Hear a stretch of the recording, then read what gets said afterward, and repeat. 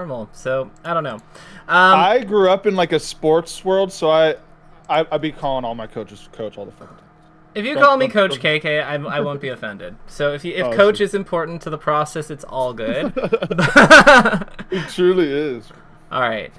You know what? I have somebody else, a Peach player, Giancarlo, who is also the same way. So I've just kind of gotten accustomed to it. So it's all good. Like again, we're adaptive. We're Sheik players. We're adaptive here.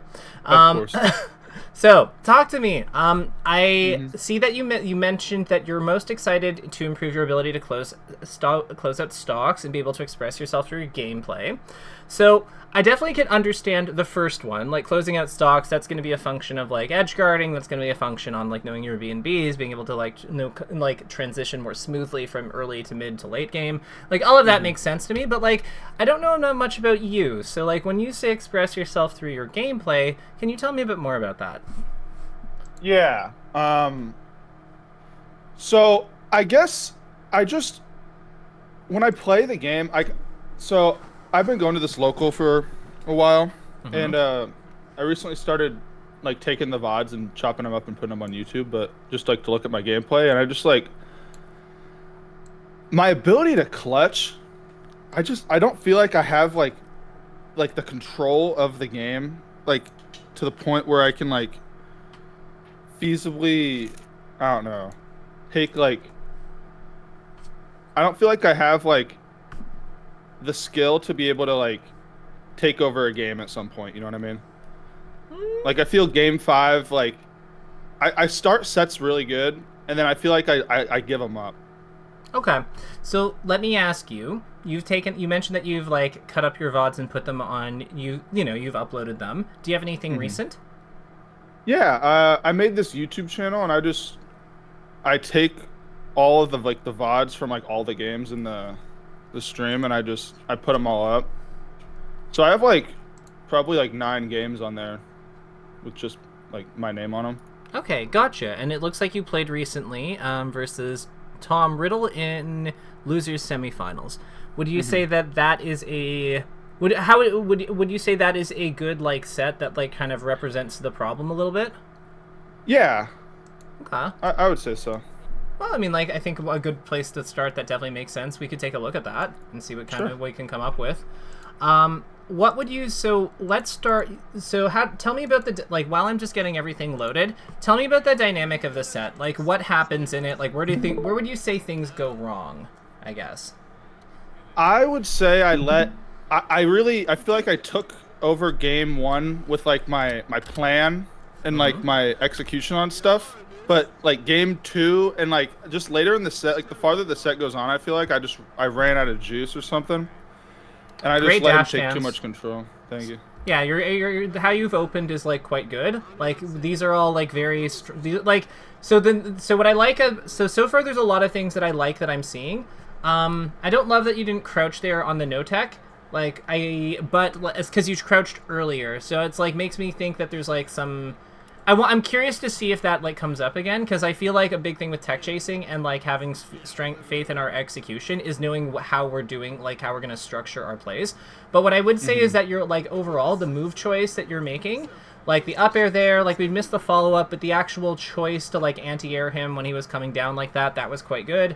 I'm a fan of how you're blocking when he's in these awkward positions. I think we're swinging a slightly more than I'd like to, but like the actual like options that you're picking are well suited for the game state. So this is the good news. Like there's good news and bad news. Bad news is I think we could be a little more patient, but like the actual like choices you're making, even if I think you're making too many of them, are actually quite good. So like that's there's good things and Okay. bad things going on. Now Yeah, I talk feel like I'm really good at getting to like this point in the stock, especially on Captain Falcon at this point. But I get to this point, and I feel like I just don't like have like the intelligence and like just I just feel like I'm missing like a knowledge base point at some point at yes. like a certain stock or a certain percentage. So I don't really think it's a percentage. I'm gonna actually challenge that. I don't know if it's necessarily a percentage thing. So like, what's the problem with like what's going on here? Like, how do we Um, kill him here? I got a nair off ledge right now. Well, like basically we need to do some kind of like I agree that Nair is probably the right aerial. You could also back air. That's fine, too. Like, let's actually create a diagram, though. So, like, here's my thing. He's starting his up B here. So what is the space? Like, let's use red for him because he's player 1. So this is him. He started his, like, up B from when he was about here. So this would be, like, his 1. So what is the space that he has to, like, travel through in order to make it back? Pretty much, like help me draw directly this. above me. Right, like, so about here, right? Like, no matter what he does, no matter how he does it, he has to travel through this block of space, which means that where do we want to place, if our, you know, as Sheik here, also great color choice, as Sheik, where do we want to play, what does that mean about where we have to place our edge guard? It has to, well, since he's so close to the stage at this point, I feel like it just has to go, like, straight up and down. Yeah, so, like, we put our ledge hop back or something, like, here. And then, like, this kind of guards everything. So if we treat this as our, like, ledge hop back air zone, or, like, bear or nair, because he's close, so, like, nair works too. But, like, this is where, this space is where this has to occupy. And, like, this is just let go of edge, double jump, do it, right? There you go. If we want to be, like, super, super perfect, we can also, like, let go of the edge towards him. We don't have to fast fall our ledge release. We could just do this. Because we're going to then, like, move back a little here and then come up like that. And you see how this blocks him, like, fully. So, like... I feel like, yeah.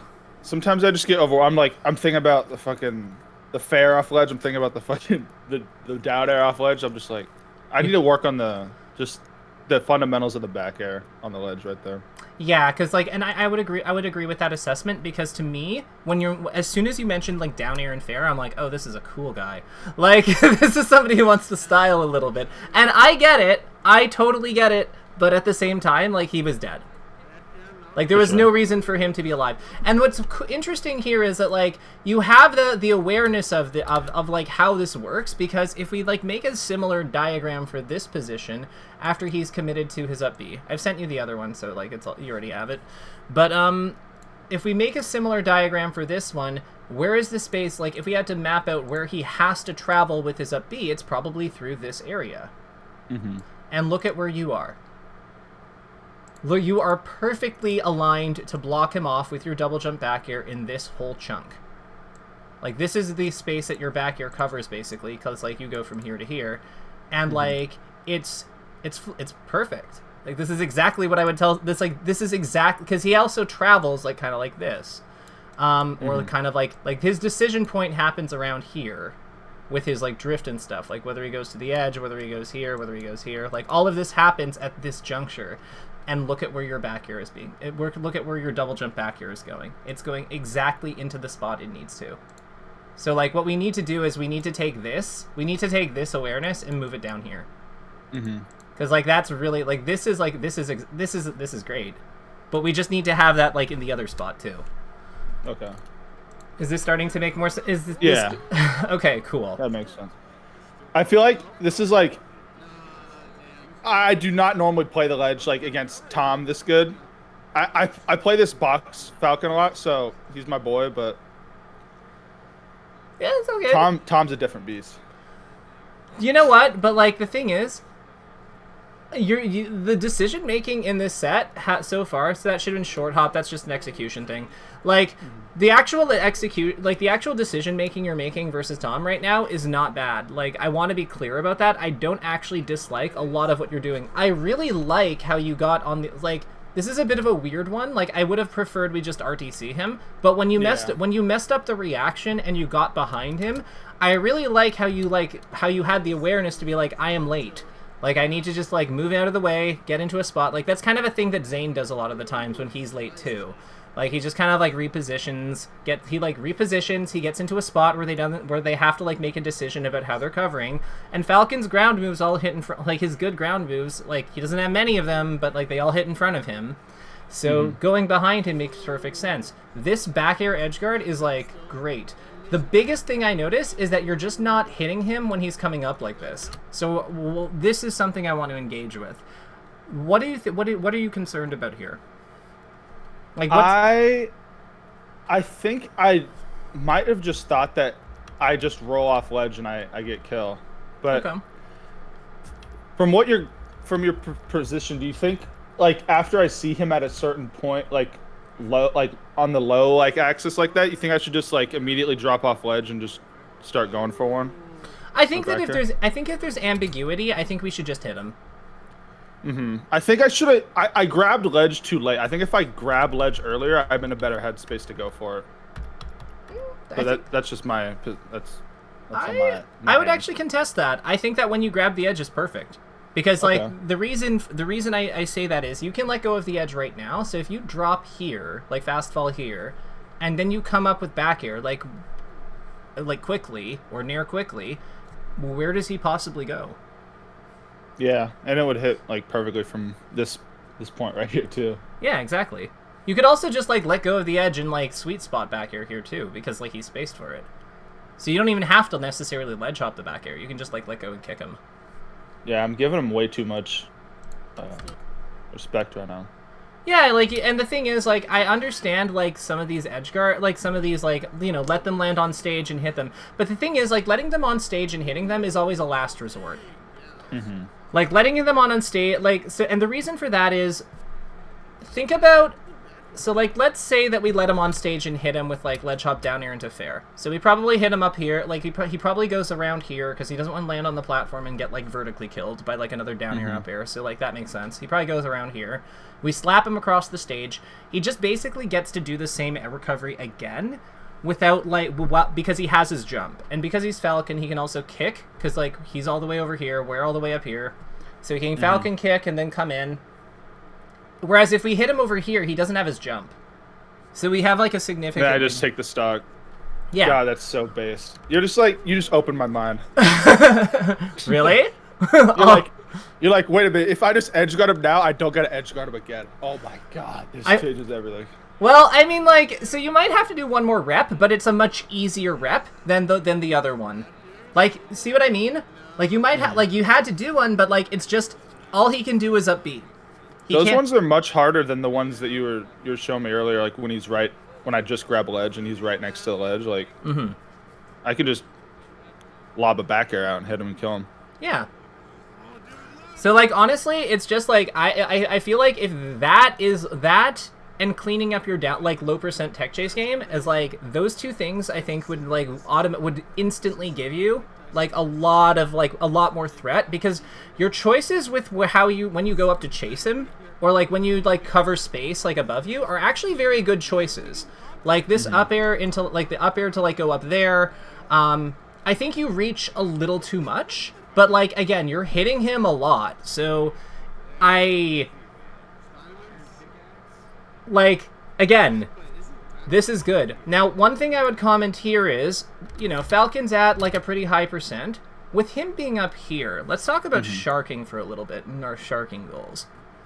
And I know that we're just kind of, like, doing things, like, ad hoc here, so, like, if this like, this position specifically, like, I'm locking in right now. Like, I want to know how to maximize this situation so hard. Okay, cool. Where he's, like, above me right there. Cool. So let's talk about Falcon for a little bit. So what are his options here? Like, what can he do? Because I don't think he has a whole lot of, like, stuff in terms of his recovery resources, does he? Like, I'm pretty sure we hit him out of a jump, or he's, like, he has jumped. So, like, with him double jumping here, what do you think, like, what do you think it makes sense for us to be looking for? Down air.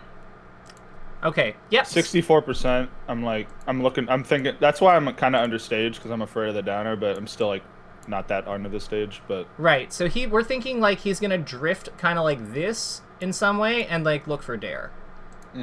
Okay, that makes perfect sense to me. So with that in mind, so if I'm reading that correctly, you're going up there with your up air to, like, stuff it, basically. Yeah. Okay, I love that. I think that makes perfect sense. One small adjustment.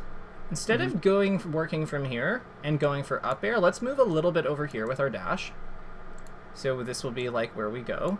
And then we come up like this with a full hop back here. because then we still stuff it. We're still stuffing him. We're using a slightly faster move, so we are compensating for some of the, because back air hits on 4, up air hits on 5. So like we're compensating a little bit of the loss here, like for the movement, to like, you know, with a move that's bigger but also faster. So it kind of like we are hitting slightly later, but like not that much later. And then we're also hitting hedging our bets. We get our reward in the end game. Exactly. And then the advantage is, instead of hitting him up, which is what we get from here, like we hit him up here, we hit him this way. And which one is worse for Falcon? The latter. Yeah, like hitting him over here. That is so based. Right? Like this makes 96%. He's dead. Yeah, like even I grab ledge, I back air one more time, he's dead. Or we jump off and babysit him. Like, it's all good. Like, we basically, like, we have so, like, this requires us to do more work, and I hate doing more work. So, like, don't do more work. Like, this I feel that. So this is, like, you see how this cleans up so much. Like, this is no, but this is yes. And, like, so this is, like, the bear. Because, like, I think that one of the Sheiks, like, if I can go on a tangent for a moment, I think that Sheik, Falcon, and Marth all have something in common about how they like play advantage states like this. In that, because they have the most powerful the best blend of like disjointedness, but also like efficiency on their like power hits. Like for Sheik, it's her back air. For Marth, it's his fair and up air. For Falcon, it's his up air. Because they have such like insanely efficient disjoints, a big part of sharking with them is just putting them into aligning your body in a spot where they have to interact with your key hit. So for Sheik, it's her back air. So we always want to be like, if we can, we always just want to make him fall into it and see what he does. Because like there's nothing he can do coming down that contests it, like effectively. Almost no character, unless they have Luigi's down air or something, or like Marth down air, and those are gambly options. Like those are hard moves to hit through her back air. But unless they have something like insanely disjointed for no reason like that, like a plumber down air or like Marth down air, there are almost no characters that really contest her coming down at like her back air coming down when we line up the disjoint on her foot properly. And okay, yeah, like have you ever looked at the hitbox? Yeah. Okay. It has like multiple like another hitbox at her foot that's just like another huge ass oval. Exactly.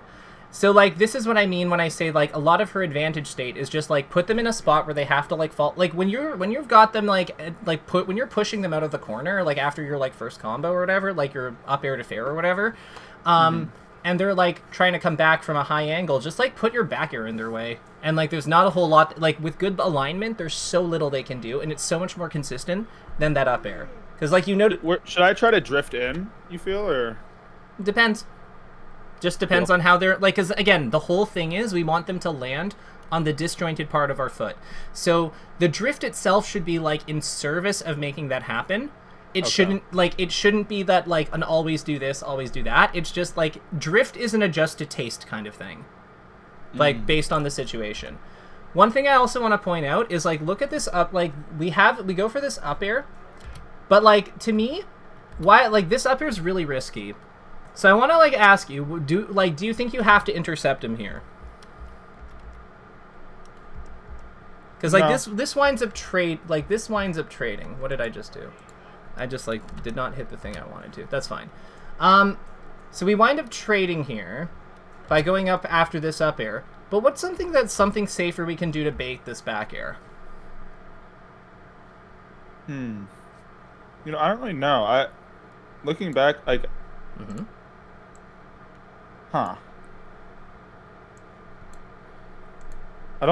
my first thought was like playing the ledge, or not the ledge, the platform, but why not?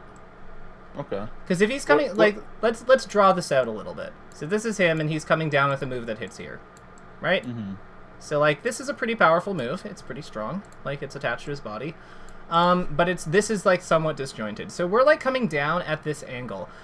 Let me ask you, once we see him coming down like this, where can we be that like where he can't hit us?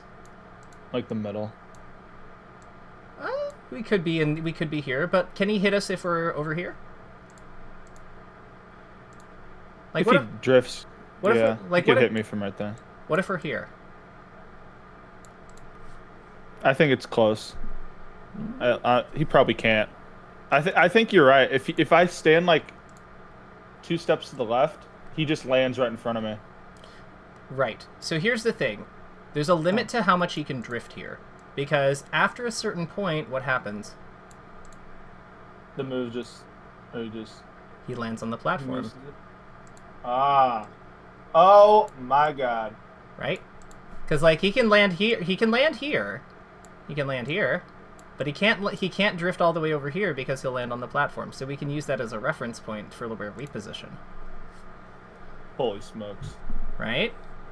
Because we can just use our dash dance. Like we can use our dash dance or our crouch and wave dash back or however we want to space. There's lots of ways to do it. Back air has 10 frames of landing lag, so there's like if he L cancels, so there's lots of time to hit him. But like we can operate kind of like within this area, and then like adjust to how he's drifting in. And as long as we don't cross this line, or like this, or like go into this area, he can't. This is actually this path. This whole like drift is actually blocked off by the platform. So we don't ever have to interact with him. This is cut off for him.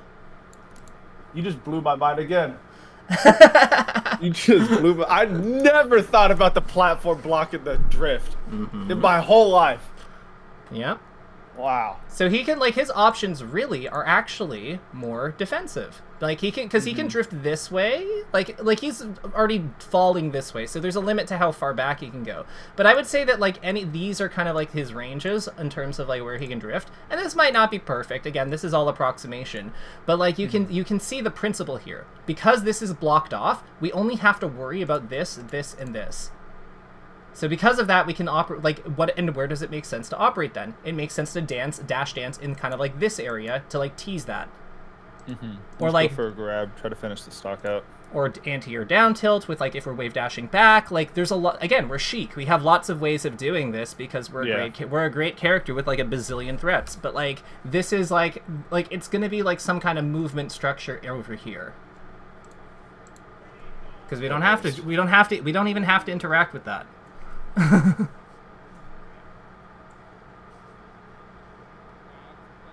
So this is like, and then are you finding that this structure of like how we're going through this is working for you? Yeah, no, this is going great. Okay, good. I live up to the hype, I hope. Yeah. Pog, let's go. Have you ever had coaching from anyone else in the community, or? Yeah, a couple. I got some U2 King trading like 2 years ago. But I don't think he was speaking a whole nother fucking language that I didn't understand. But I think so. I think I might have got Spark at some point. But I was just like, it's been a while. I've been going to this tournament. And I'm just like, I'm tired of fucking losing. One thing I want to call attention to. This L cancel rate is a little alarming to me.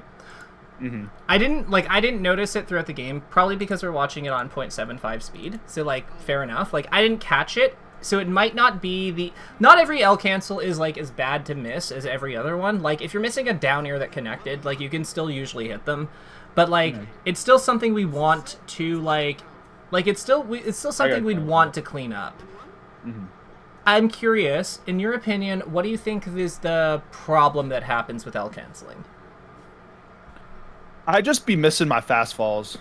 Okay, that makes sense. Fast falling is a hard thing for my brain because I'm just like, I got to do the input on left and right, and then I got to go down. I'm just like, oh my god. What if you don't go all the way over to left? You like go halfway, come back down. Yeah, or like you jump. So a big concept with Sheik that I would say is like kind of important is like just doing your fast falls with drift. So, like, you can so let me actually pull up Uncle Punch real quick. Let me minimize this so it doesn't, like, fuck up the screen. And let me show you something.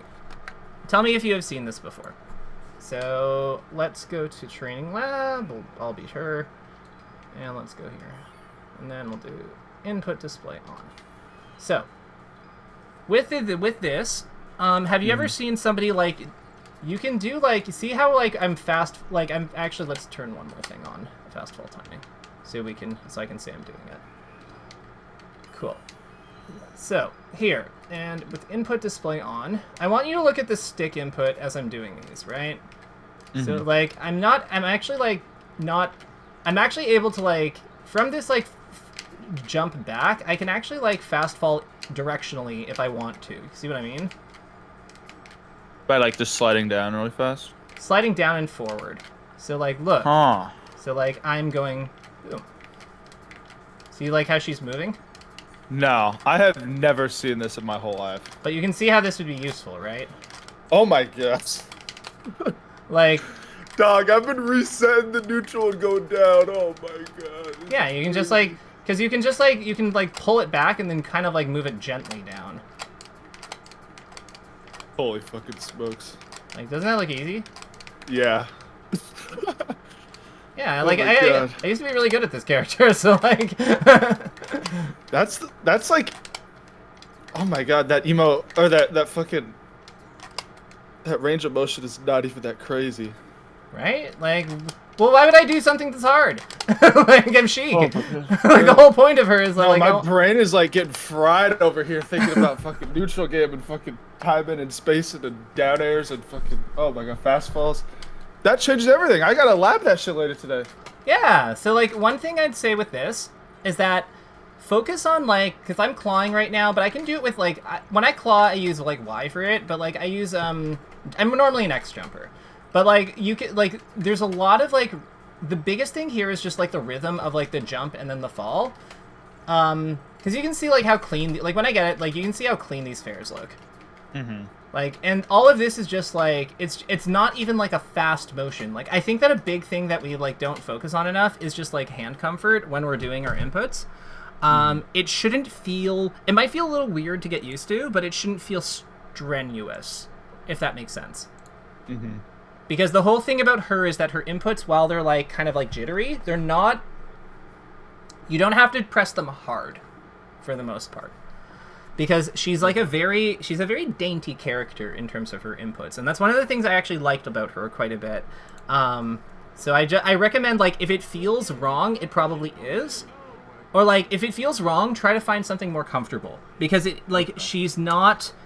You don't need to press super, super hard with her. That would be my recommendation. Like, find something that feels ergonomic, I guess.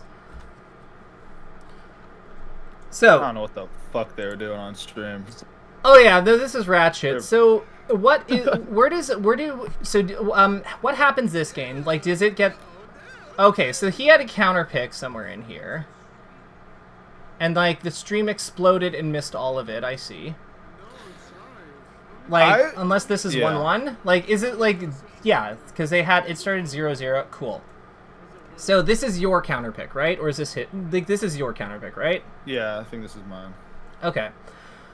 Yoshi's, I think, makes sense as a counter pick.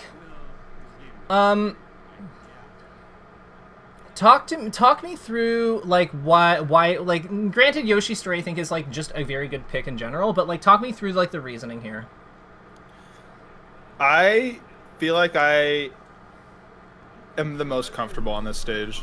I feel like it's my best stage. Mm-hmm. I feel like when I pick stages against people, I just pick what I feel like I'm most confident in the matchup. Okay, gotcha. So let's talk about up air. Let's talk about top platform harass. So, like, you go... So, I actually like this up air whiff punish here. On, like, his, like, smash attack. There's one thing I take issue with, and what do you think it's going to be? I don't know. We're weak hitting it. Based. Because, like, we have, like... So here's my problem with this weak hit. Upon weak hitting him, we don't get anything for this whiff, like, for this punish. But if we had strong hit, which would have involved delaying the up air a little bit as we're coming in on him, then we get the knockdown or the pop-up on him. Because it'll break his percent. Like, he's at 28, so it'll knock him over at this point. I can go for a fast fall, another up air, or pretty much anything else.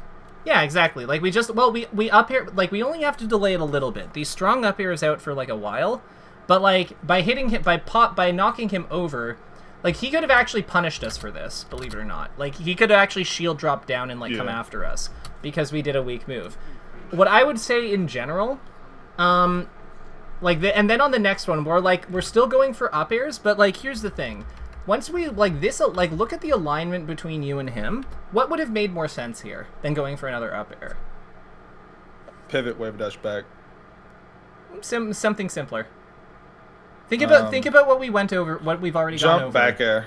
Exactly. Maybe drift a forward. Yeah, like go at this angle, right? Like kind of like moving this way and we back air, because like how the hell does he defend against that? Oh, that's so real. Because you're right, when they're not like directly above me, like the down air threat really isn't a problem when he's like right there. Exactly. So like we want to think very carefully about alignment. Now granted, he can beat the back air by he can beat the back air technically. Like what he could do about that is he could like hop over like this and stomp us here. But the thing is, like, this is where we can actually be tricky with our movement, because we don't have to like necessarily just like full hop back air over here. Like we can, you know, we've got our own tricks. We could all like, what if we, because my question here is like, what if we short hop over here, right? Because we can use the short hop as a way to like get under this side platform where his like, again, the platform blocks off like a lot of his stuff. So then like we're using this to protect our motion. And if he goes for this, like if he jumps anywhere on this side of the platform, like over here, then we can just double jump in back here and punish him. See yeah, what I was thinking the same thing. Yeah. Right? Like, see, you're like picking up on this. Like, this is what I'm talking about. Like, I was like, the short hop, you can double jump into the back here for that. Yeah, so we can cover everything, like anything behind basically like this point on the platform, we can just block it up. We can just like cover it with our short hop, with our double jump. And if he comes all the way over here, like with like a stomp like this, we just don't have to bite. We can just like, or we can double jump this way, or we can just not bother and just head over here, like, and then take and set up shop here. Like, we have so much safety by moving in this, like, by moving like less strenuously, and it's all because our back air hitbox like is such a better like boxing tool than our up air. Up air is really more about interceptions, but when it comes to boxing, like, man, Sheik's back air is crazy. It's so good. Real. Yeah, so like so based. Right? Like, it's just, this makes this is guarding this space, whereas if we're going up with up air, we have to go into his, like, good zone. And, like, we don't want to do that. That's so true. Yeah. Yeah. Fuck that. Fuck that. Fuck Falcon. That happens. He's just gonna try to cheese us with knee and stomp anyway. Like, why give it to him? Make him work for it. Real. What are he doing?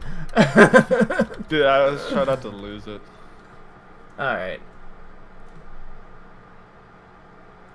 Like, this is what I'm talking about. Look at this. Look at how it just cleaves through his options.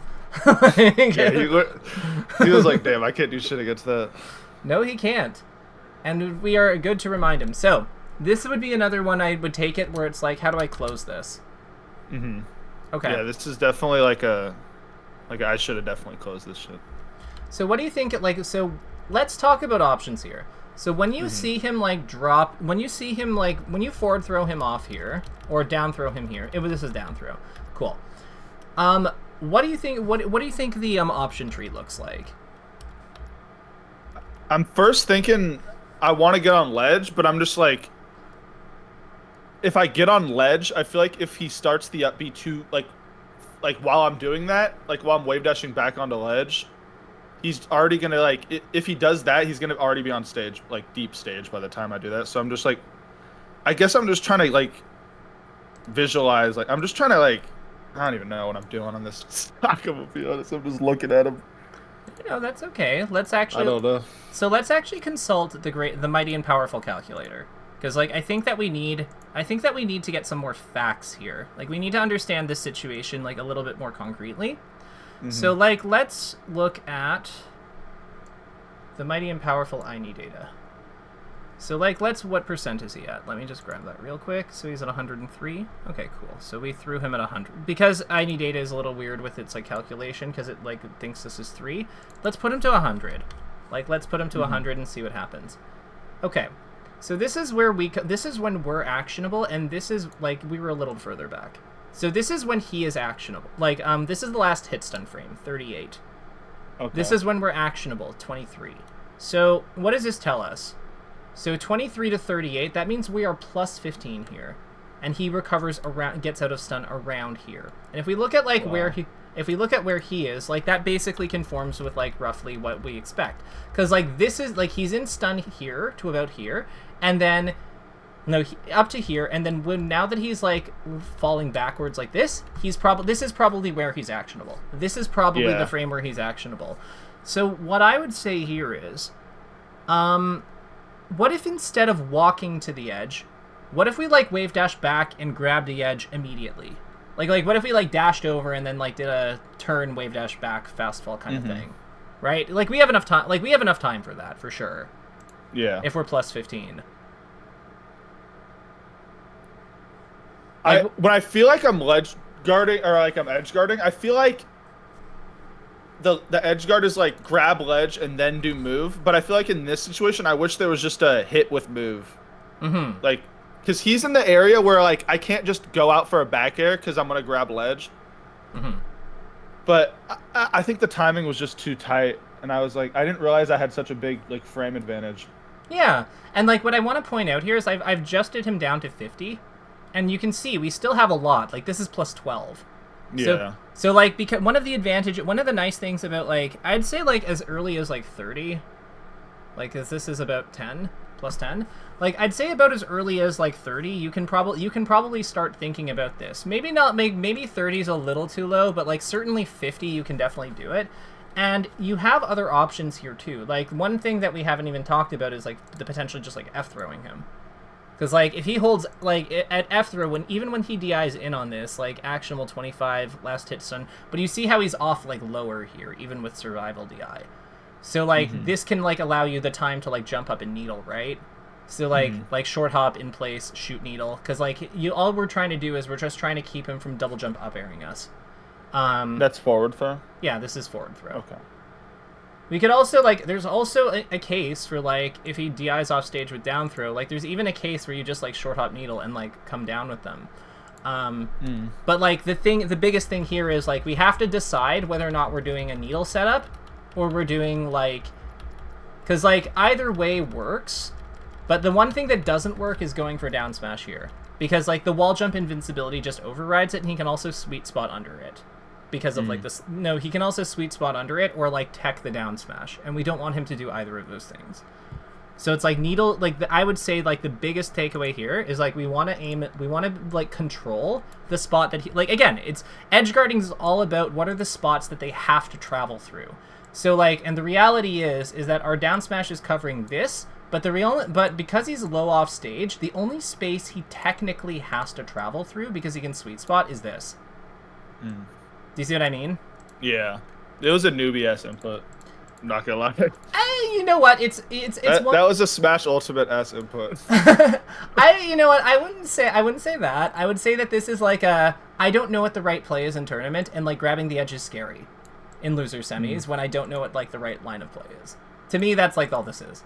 But if we but you can see how like the needle kind of cuts into this. And then the other thing is like if we actually get on the ledge, like the area that our like ledge hop back air covers being like here is like crazy.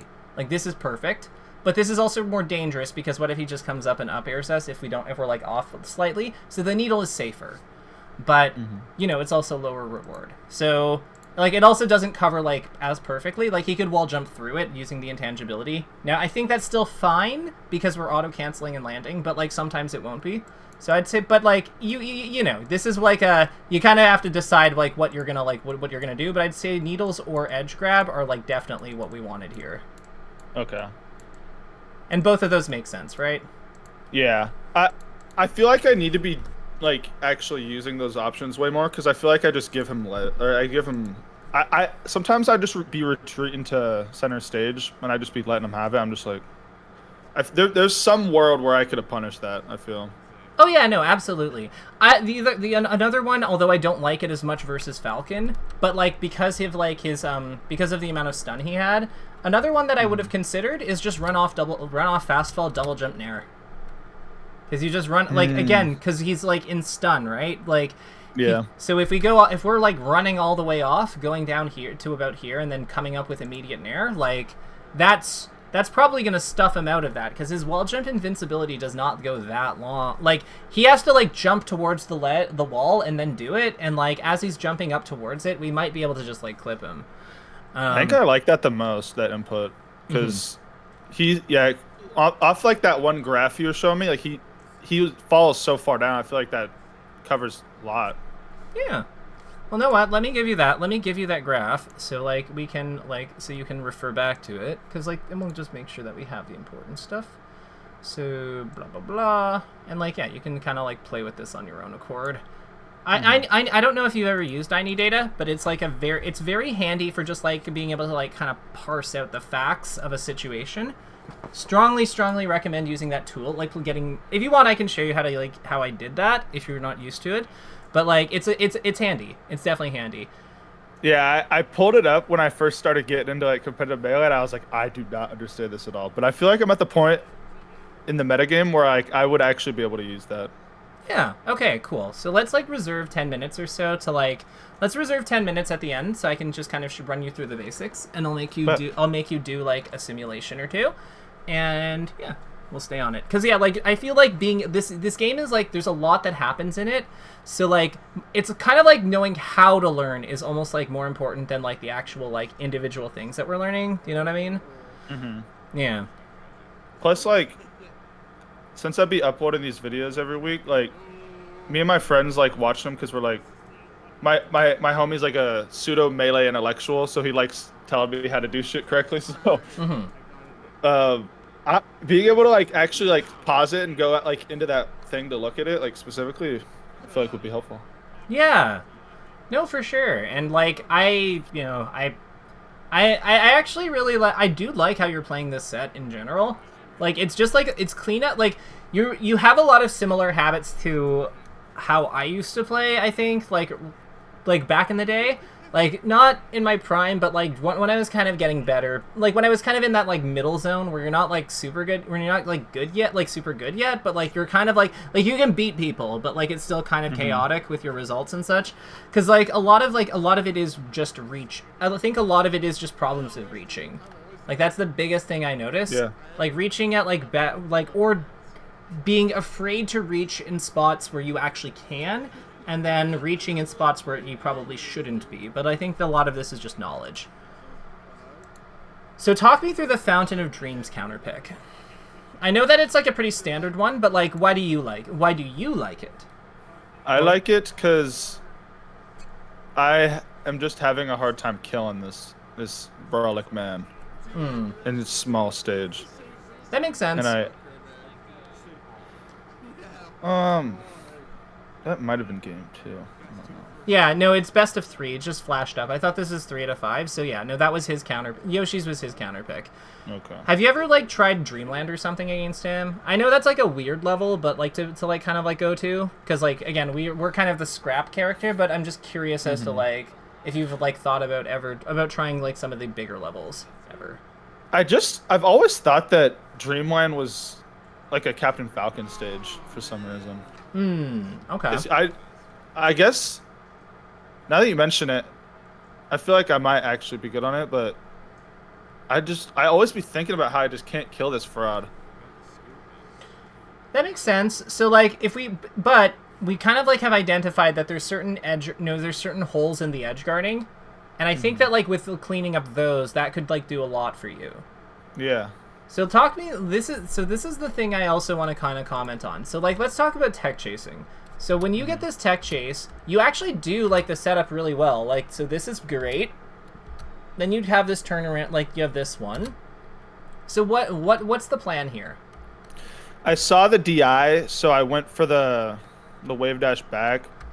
And then I should have just up smashed or something, but thankfully he didn't do a get up attack. And then I tried to read the roll, and then I went too far to the left, and then he probably could have just kneed me immediately. Gotcha. So like let's talk through this. So if you want to up smash him, you can't do it after wave dashing. There isn't enough time for you to be able to do that. You have to like commit. Okay. So like, what do you know about techs and no techs? Just generally, like, do you know how long those things take, or? I I know tech in place is a very fast frame data move. It's 26. I know. Yeah, it completes in 26, so definitely. What about tech rolls? Do you know what those tech are? rolls? Yeah, I be like watching the animations for him, but it's just I don't react always correctly to them. Okay. So let me show you something about like these, and kind of like we'll go, kind of like learn a little bit about teching. We'll learn a little bit about tech chasing here. So let's start with smash DI off, trajectory DI none, and we'll have him tech in place. Cool. And then as he hits the ground, let's have him do this, and we'll turn info display on. So, and last thing, fighter collision. So, you know that, are you, like, there is, oh, player 2. Cool. So you notice that, like, there's 26, so there's 26 frames for the tech in place in total, and he's invincible for some of them, right? Mm-hmm. So this is stuff you know, right? Yes? Mm-hmm. Okay, cool. So, with that in mind, do you know how long a wave dash takes? No. Wave dashes take 13. Because you have 1, 2, and we'll set it to me. So this would be like the third frame because it counts from 0. And then if I do the wave dash, this also counts from 0, so this would be completed. So that's 13 in total. So then up smash hits the sides on 14. So you see the problem. Yeah. It's just the number, like the two numbers together are bigger than the amount of time on our opening. Now you might, if you're clever, you might be going, but wait a minute, KirbyKaze, he did not tech in place. He no-teched. And I would say you are very right. That's very astute of you. But here's the thing.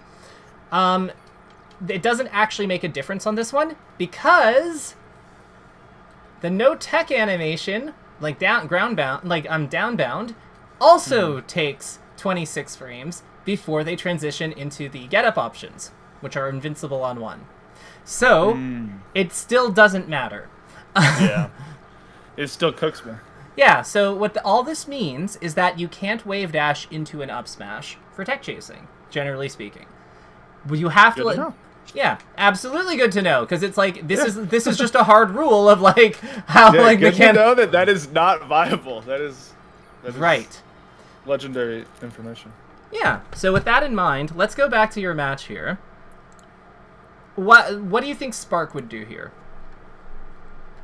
Spark's hitting the jab. No, upon wave dashing back, like he probably crouches here, right? Because it's a no tech, and then if they roll this way, he gets them. If they roll through him, he gets them. Because the thing that strikes me is that you did that effectively earlier in the set. Like, you did that on the first grab of Battlefield, but then what surprises me is that you abandoned the strategy. So I'm trying to, like, understand why you abandoned the strategy. Yeah, I feel like I'm just getting sloppy at the end of the set. I see. I had my good game plan in the beginning, and I'm just like, I'd be locking in on the tech chase too hard, and I'm just like, not thinking about the down input. Gotcha. Do me a favor. I think that, like, I have a feeling that a lot of the things that come up in this last game are probably going to be very similar to the things that came up earlier. So I want you to actually... Do you have Uncle Punch near you right now? Yeah. Go into Uncle Punch. Let's do some... Like, show me some tech chasing. Like, share your screen and show me some tech chasing. We can just use combo training for this. Perfect. Because what I want to see here is... Okay, perfect. Combo training. And let's do Sheik versus Captain Falcon or Falco Fox. Any of the three. Yep, this is fine. And then I want you to, like, set his DI to, like, no DI. Just to keep... Just for simplicity. And then 30... Okay. And then, yeah, this is all fine. So that's... I want you to show me how you do your down throw tech chase. Cool. Makes sense. That's good. This looks good. So, when you're doing this, do you have the sound on? Yeah. Okay, so I want you to, like, listen for the tuk noise when he hits the ground. Just, like, throw him and, like, listen for it. Don't try to do the tech chase. Throw him again. I need to turn it up. Okay. Totally fine. God damn. Yeah, it's a loud game. So, like, but, like, listen. Like his initial contact? Yeah. Oh, okay. So that is a standard cue for all techs, but it doesn't now. But set him to no tech for a second. So tech option none. Or miss tech. Yep. Miss tech. So listen for it here. It doesn't happen. It's like deep. It doesn't happen. The took doesn't happen, right? Uh-huh. So that is a confirmation. The absence of that is what tells you to crouch. Okay. So like if you have him tech roll, or like that, yeah, like see what I mean? Like that is the thing that tells you what you're supposed to do. Oh my god! That has felt so impossible. My friends, they specifically just start implementing mistext just to fuck with me. You're the girl. So this makes sense, right? Because like here, have him tech roll away. Like just set him to like one of the tech rolls. Either of them is fine. Oh shit. No, it's fine. It's fine. Just one up. Okay. So set him to tech away. That's all. This is perfectly okay. And then like listen, it's the same noise as with the tech stand. Oh my god. Right? I never even heard that sound. But now That's crazy. But now you won't be able to stop hearing it, and that is the goal. I'm gonna hear it in my dreams. I love it. I need this shit injected into my veins. There we go. So let's make some. So let's so before we start the I need data thing, let's like jot down our takeaways so that we know, so that we can concretely define what you're going to be working on. So perfect. Actually, if you're still streaming, go into Armada Shine Spike training for me. Yep, so we're still here. So let's go in. Let's get out of here and let's go to our go one to. Right. Yep. It should be Edgeguard Firefa. Okay. Perfect. And then let's pick Sheik. And then let's just pick whatever. And I want you to like practice. Yeah. So normally, how do you let go of the how do you do your back ears? Do you do them with A button? No, I do the Z button. Try to use the C stick, if you can. Okay. Like once you grab the edge, try to use the C stick for it. This is another question I wanted to ask at this point, because last off season in this local, I decided that I was gonna pick up fucking Claw, and then I dropped it for some fucking godforsaken reason. I mean, like Claw's a lot of it as strain on the hands, like compared to like standard grip. So I get it. But I feel like I'm not even really worried about the strain on my hands. It's just I cannot wave dash on Claw. Oh. And my jump cancel grabs are cringe. So I've clawed with Sheik, but I don't claw everything with her. I just clawed I learned how to claw more because of Ness and Falco, because like their input complexity is a little higher. But like with Sheik, it was really just like a handful of things, so I didn't keep my hands in claw position. So what I'd suggest here is, can you show me some ledge hop back airs? Like grab the edge with normal grip, and then go to like switch to claw as you're catching it, and then use the claw for like the actual back air. So it's like standard grip, then like switch, and then go. Grip. Okay. Like you see how like, because then that gives you like perfect control over like it doesn't. You see what I mean? Yeah. Because it's just like I hate general movement and shit with it, but yeah. How do you feel like it is to like change like what are some? I don't know. Well, so, I'm trying to ask here, but I mean, so I think it's ultimately like what do you like? I think that like there are lots of players like Nikki Claus, for example, like the Ices player, and I think that when you want maximum control over your aerials, and you're not willing to compromise on that, like that is a good reason to use them. At the same time, not every player does them. Like I don't think Moki Claus anything. So, and he's, excellent, like super major winner, like very, very, very good player. But I think it ultimately depends on what you want out of the game. The biggest advantage, though, is just like, the biggest advantage is just the control it gives by letting you time your jump input with your C-stick input really tightly, so that you're not beholden to like directional inputs when you're doing aerials. Like, you don't have to, because rising aerials with A or Z are super easy. Like, they're really accessible because the buttons are right next to each other with, like, one finger. But then if we want to, like, if we don't have a thumb or, like, our thumb down on the C stick, we then have to travel all the way from, like, Y or X down to it, which is where it's hard to get, like, those instant, like, short hop back airs or something. So Claw kind of solves that problem. Like, that's why it's good, but... that's just... It depends on what you want out of the game, ultimately. Yeah. I was just like... The reason I switched to it mainly is because I was like, oh, damn, you can hold C-stick down in the dash dance. That's crazy. No, you can do that normally, though. Yeah. That's true. Yeah. Like, here, let me show you... I'll show you how I do my bears. Let me see if I can... I'll stream this real quick. Boop, boop, boop, boop, boo. It's been a while. I'm probably gonna mess a lot of these up, but that's okay. No worries. I'm on a blah blah blah. Oh wait. I hate that.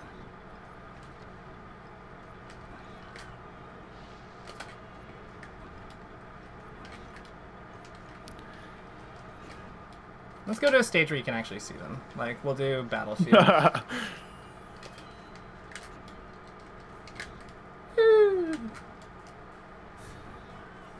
So, like, it's all just like, yeah. Nice. Give me something harder. I said harder! That one would have fucked me up. Those are fucking beautiful. This is with Claw. Like, this is why I like it, because it's just like, I fucked up my recovery. Whatever. But yeah, you can see, like...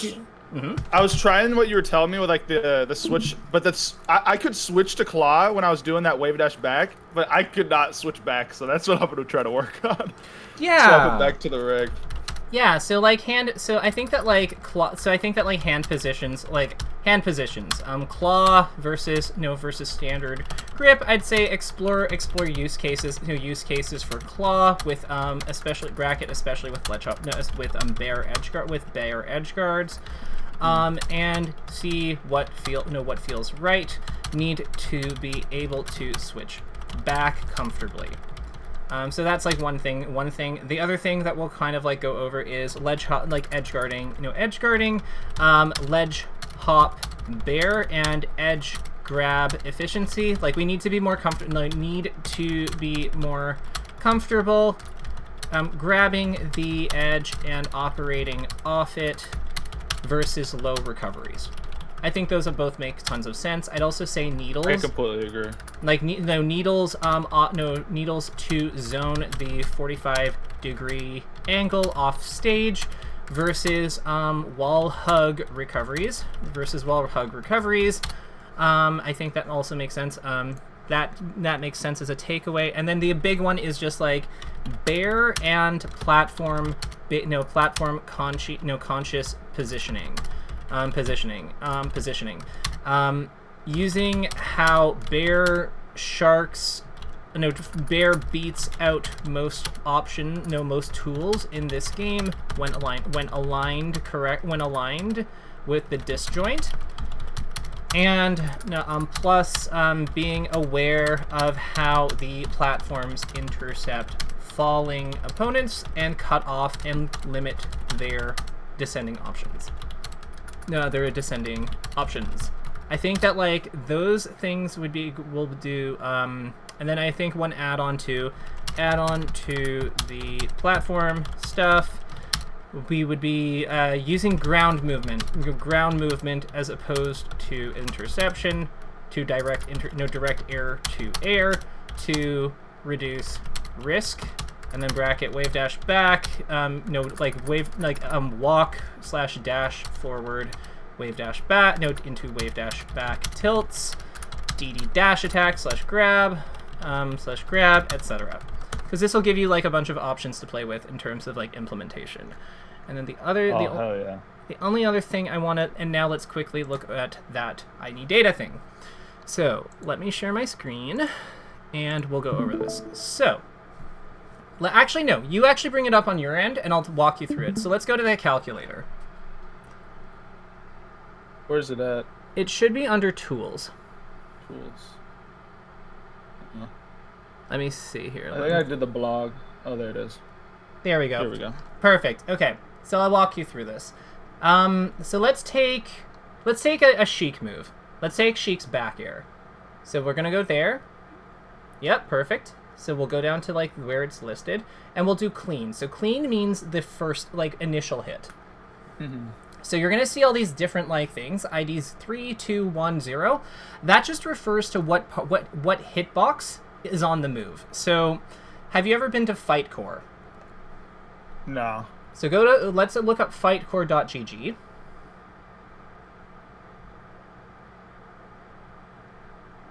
Yeah. Dang. So fightcore.gg. Perfect. That's the one. Go. And then what we want to do is let's go to Sheik. And we're going to go to her back air because that's what we're looking at. So it's just whenever it'll be down here. So you'll notice that like her hitboxes, like let's select view. Sorry, view is bottom. Like it's at the view. Okay. Yeah. So here's what you'll notice if you scroll down just a touch, they'll be labeled. Ah. So those are coordinated. Yes. So those are correspond. So like the tipper back air, the purple one is the ID 3. So like which we can see. So if we go back to I need data, let's select ID 3. So this would be if we hit tipped back air on Fox with no DI from the middle of the stage, from that position, from that starting point, that like that like triangle, and this is where he goes based on that. So that you can see. So does this make a little more sense now? This is so, yeah. Yep, and that's the DI trajectories. Teach a man to fish. Oh my God! Do not give him the fish. Now, wow. So here's the thing. So with edge guarding, I usually like to turn the snap to surfaces up there off, because you'll see that there's a snap to surfaces. So now it's easier to place. What that does is if you try to move it around, it won't like glue itself to like the platform. Mm-hmm. But if you're testing like hitting him on a surface, like i.e. like versus ASDI down or something, then that's really useful.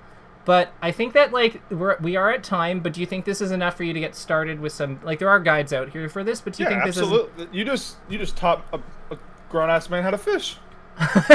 So based. All right, awesome. And these are good takeaways. Like you're happy with the list. Or, like this is enough for you to keep you busy. Yeah, no, this is gonna keep me busy for the week for sure. Amazing. On that note. I do have additional slot. Like again, a lot of people find they like working with me on a continuous basis. I don't know where you're at, but like this was great. So if you want to continue working together, just let me know. And in the meantime, I'm gonna let you go for now. But this was great, and I hope you kick this guy's ass. God bless. I have a pink Disney Princess TV to pick up later today. I got 2-hour drive in front of me. Okay, hype. So I know, super hype. Amazing. But I got a tournament tomorrow, but I'd love to talk about it next week with you. For sure. You know what? Just keep me posted on like on how scheduling will on like what will work for scheduling. I will be kind of unreachable until about Monday or Tuesday because I'm going to be at Frame this weekend. Okay. But yeah, we'll stay in touch. Awesome. Sounds good. All right. Later. Appreciate you. Bye-bye.